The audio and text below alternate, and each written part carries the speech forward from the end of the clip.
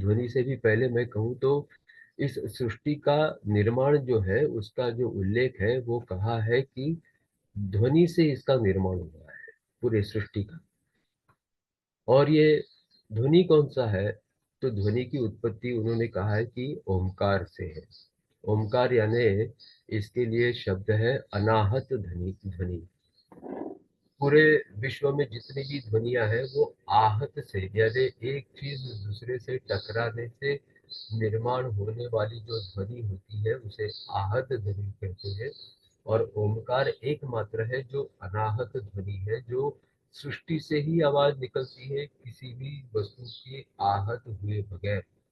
इसलिए अपने शास्त्रों में ईश्वर का नाम भी ओमकार कहा है कि उसके आकार नहीं भी है तो भी वो नाम जो है वो ओमकार है। 70 के दशक का मेरा एक स्मरण है। मेरा स्मरण जो है वो 98 के बाद का है, जब ये इंटरनेट का उपयोग आरंभ हुआ। मैं करीब 98 से इस इंटरनेट का आरंभ करता उपयोग करना शुरू किया था। उस समय पर मोबाइल नहीं थे, स्मार्टफोन भी नहीं थे, तो लैंडलाइन से इंटरनेट जोड़ सकते थे लैपटॉप या कंप्यूटर पे। तो वो देखते समय, सर्च करते समय मुझे एक वेबसाइट दिखी। वो वेबसाइट कुछ लोग मुझे लग रहा है जुड़ने के लिए रुके हैं।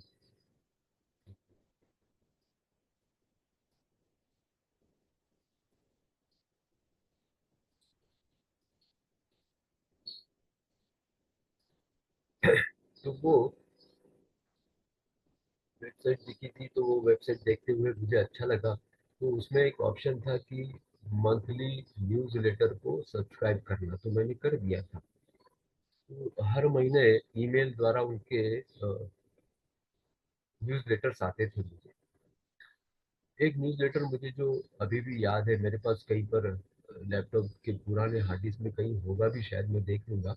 उसमें वो था ऐसा कि ये जो वेबसाइट जो थी वो वैदिक सोसाइटी के नाम से थी। और मध्य अमेरिका में एक आइलैंड था, टापू था। वहां पर उन्होंने अपना कार्यालय शुरू किया था 1970 की दशक में। और उनका काम था वैदिक वाङ्मय जितना भी है उस पर रिसर्च करना, आधुनिक विज्ञान के कसौटी पर उसको खरा उतारना और दुनिया के सामने रखना। और आश्चर्य की बात यह थी कि इसमें भारतीय एक भी नहीं था, सारे अमेरिका के लोग थे और वो इस पर रिसर्च कर रहे थे।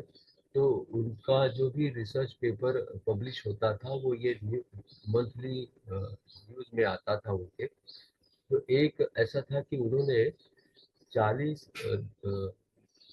लोगों की एक टीम बनाई थी और दूसरे एक 40 लोग, ऐसे कुल 80 लोगों का उन्होंने 90 दिनों तक ये पूरा अध्ययन किया था।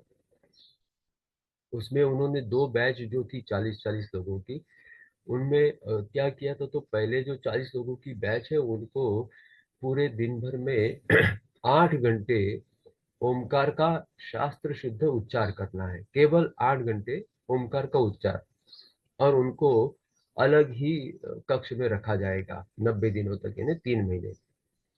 और अन्य जो 40 लोग थे उनको कोई उच्चार नहीं करना है। वो जैसे अपना जीवन यापन करते हैं वैसे ही वे करेंगे। ऐसे उनका 90 दिनों तक चला। लेकिन ये आरंभ करने के पहले ये जो 40 लोग थे उनको सारी मेडिकल टेस्ट उन्होंने करवा दी थी कि उनका ब्लड प्रेशर कितना है, उनके ब्लड शुगर कितना है, उनके बाकी पूरे शरीर का, पूरा शरीर का उनका मेडिकल रिपोर्ट उन्होंने बनवा लिया था। और 90 दिनों के बाद उन्होंने इन यानी वो 40 और 40 80 सबके लोगों के उन्होंने मेडिकल रिपोर्ट थी, और 90 दिनों के बाद फिर से सबकी मेडिकल रिपोर्ट निकाली। तो ऐसा ध्यान में आया कि 90 दिनों तक वो केवल ओमकार का शास्त्र शुद्ध उच्चार करने के बाद जो अ, मंत्र जाप यानी ओम का जाप कर रहे थे उनमें बहुत ही बदलाव दिखाई दिया।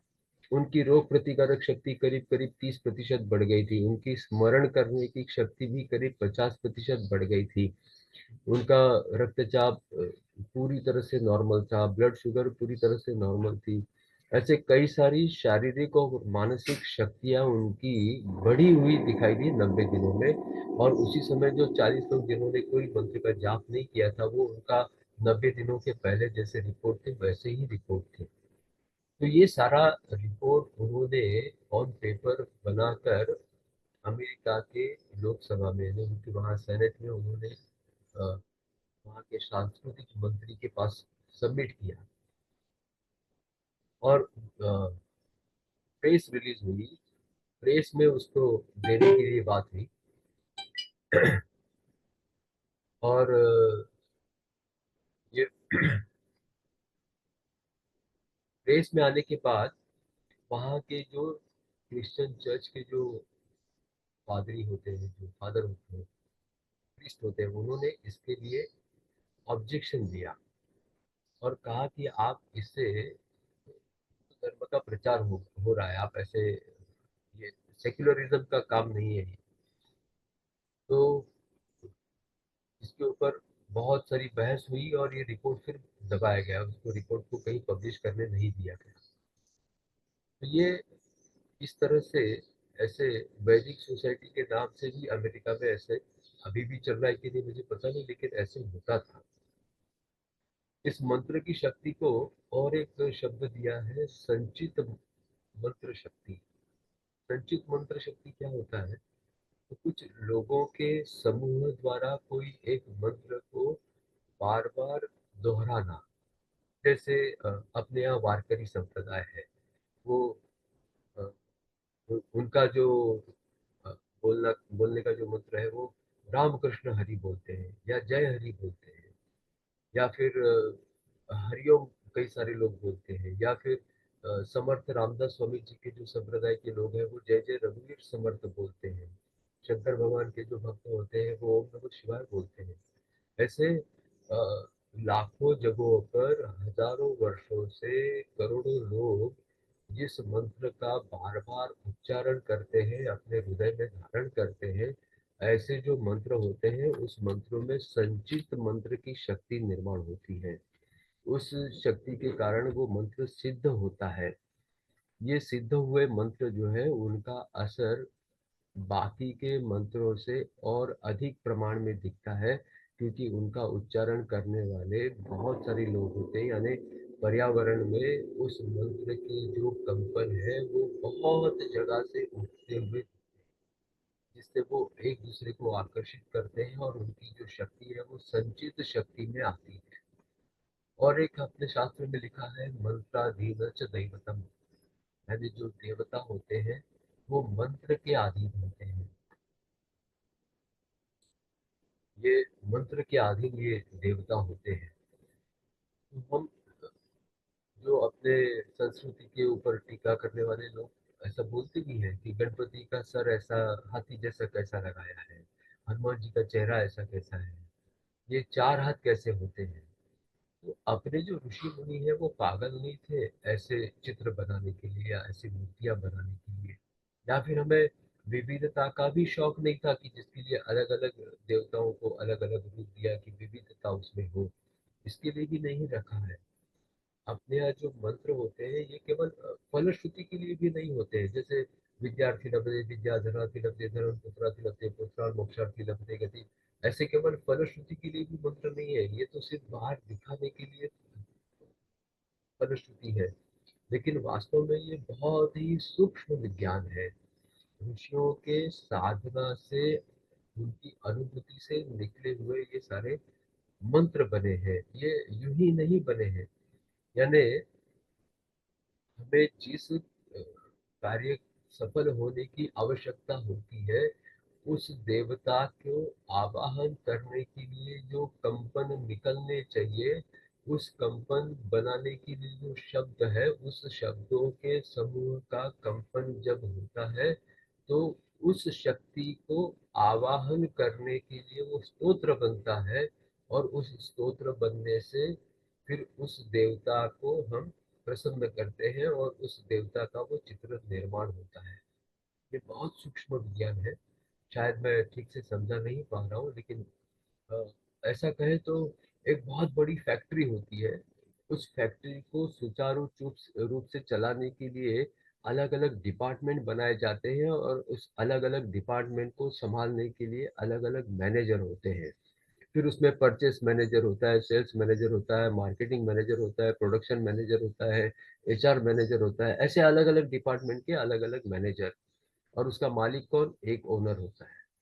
वैसे ही इस सृष्टि का मालिक तो ईश्वर है, और इस सृष्टि को सुचारू रूप से चलाने के लिए अलग अलग जो डिपार्टमेंट है उसके जो मैनेजर हैं, जिसे हम देवता कहते हैं।